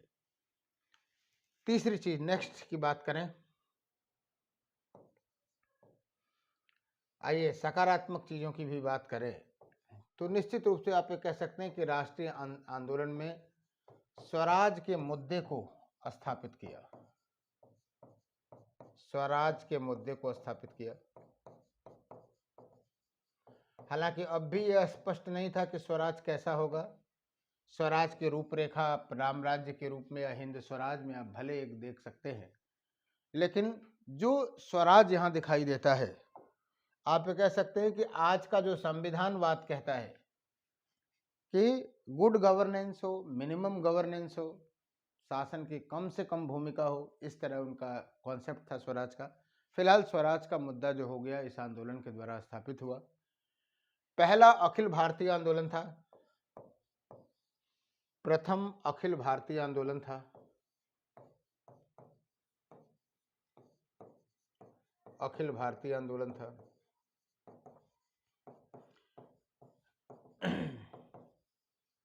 और इसने आंदोलन को, राष्ट्रीय आंदोलन को एक नई ऊर्जा प्रदान की। राष्ट्रीय आंदोलन को एक नई ऊर्जा, एक नई दिशा प्रदान की। आप देखिए सामाजिक आधार जो था, सोशल बैकग्राउंड, सामाजिक आधार विस्तृत हुआ। खास करके आप देखेंगे कि अभी तक जो आंदोलन होते थे वो ग्रामीण, वो शहरी क्षेत्रों में होते थे। अब जो आंदोलन हुआ ग्रामीण जो है क्षेत्र, इसका आधार बना, आधार बना। यानी गांधी जी जो बात कहते थे, या गांधी जी के जो आंदोलन का जो भारत था वो ग्रामीण भारत था, ना कि शहरी भारत था। इसके पहले जो भी आंदोलन हुए थे आप देख रहे थे, वो सारे के सारे क्या थे, वो आप कह सकते हैं कि शहरी केंद्रों तक थे। अब आंदोलन का आधार विस्तृत हुआ तो निश्चित रूप से ब्रिटिश सरकार के लिए ये एक बड़ी चुनौती होगी उसको एडमिनिस्ट्रेट करने का। तो निश्चित रूप से सामाजिक आधार में विस्तृत हुआ। खास करके इससे किसान वर्ग, मजदूर वर्ग तो थोड़ा कम जरूर हुआ, लेकिन किसान वर्ग, महिलाएं, है ना, युवा वर्ग, सब इससे जुड़े। तो पहले की तुलना में अगर आप देखेंगे तो सोशल बैकग्राउंड जो था वो क्या था, काफी विस्तृत हुआ। राइट। आपको बताऊं कि जब हम लोग नेगेटिव बातें कर रहे थे, वहां एक पॉइंट जरूर लिखना चाहिए। सेकंड बी हम कर दे रहे हैं, यहाँ पे कलर बदल दे रहा हूं, सेकंड बी कर दूंगा 2B। आप कह सकते हैं कि असहयोग आंदोलन की समाप्ति के बाद परिणाम में आप देखेंगे, कलर चेंज कर दूं, जैसे वहां ऐड कर लीजिएगा कि असहयोग की समाप्ति के बाद एक गहरी निराशा हुई। अच्छा, ये स्वाभाविक सी बात थी, असहयोग की समाप्ति के बाद गहरी निराशा हुई। इतना बड़ा आंदोलन और इतनी आशाओं के साथ जो शुरू हुआ, और वो लक्ष्य प्राप्ति के बिना अगर समाप्त हो जाएगा तो जाहिर सी बात है उससे निराशा होगी और राष्ट्रीय आंदोलन में ठहराव दिखाई देगा। एक तरह से राष्ट्रीय आंदोलन में बिखराव दिखाई देगा। जैसे आपको बताऊं कि बहुत जल्दी ही राष्ट्रीय आंदोलन दो भागों में दिखाई देगा। एक दिखाई देगा परिवर्तनवादियों में, परिवर्तनवादी, और एक दिखाई देंगे अपरिवर्तनवादी। और ये परिवर्तनवादी वही हैं, CR दास और मोतीलाल नेहरू दिखाई देंगे इसमें, CR दास और मोतीलाल नेहरू एंड अदर्स, जो कि चाहेंगे कि असहयोग जब समाप्त कर दिया गया, कर अब नहीं देना है। तो अगला जो चुनाव हो रहा है 1920 के बाद 23 में चुनाव हुआ 1919 के अधिनियम के द्वारा, तो उसमें वो क्या करें, भागीदारी करें। तो वो रणनीति में परिवर्तन की बात करते थे और वो कहते थे कि चूंकि ब्रिटिश सरकार संसदीय व्यवस्था में विश्वास करती है, इसलिए अब हम आंदोलनों की रणनीति को छोड़ करके अपने मुद्दों को विधानसभाओं में ले जाएंगे। और आपको बताएं दूसरा वर्ग जो था डॉक्टर राजेंद्र प्रसाद जवाहरलाल नेहरू वाला था, वल्लभ भाई पटेल, डॉक्टर राजेंद्र प्रसाद, सी राजगोपालाचारी, है ना, जवाहरलाल नेहरू, इन लोगों का था, वल्लभ भाई पटेल, बीबी पटेल, वल्लभ भाई पटेल। इन लोगों का कहना था कि नहीं, हम गांधीवादी रणनीति में पूरी तरह से आस्था रखेंगे और ये जो समय मिला हुआ है, यानी जो असहयोग के बाद का समय है, उसे हम रचनात्मक कार्यों में लगाएंगे। और वही संघर्ष, विराम संघर्ष, विराम का मतलब सोना नहीं था खाने का कि खा के बाद खा के आप विश्राम करें, विराम था वो, यानी विराम के दौरान भी अगले संघर्ष के लिए ऊर्जा तैयार करना, कार्यकर्ता तैयार करना, कांग्रेस पार्टी को लोगों के बीच में ले जाना, ये काम था अपरिवर्तनवादियों का, राइट। और आपको बताऊं कि इसी समय आपको क्रांतिकारी राष्ट्रवाद का दूसरा चरण भी दिखाई देगा, क्रांतिकारी राष्ट्रवाद का दूसरा चरण दिखाई देगा, क्योंकि क्रांतिकारी राष्ट्रवाद तो उसी समय सक्रिय होता था जब राष्ट्रीय आंदोलन की मुख्य धारा जो है वो क्या हो जाती थी, कहीं ना कहीं आप अगर देखें तो राष्ट्रीय आंदोलन की जो मुख्य धारा है वो अगर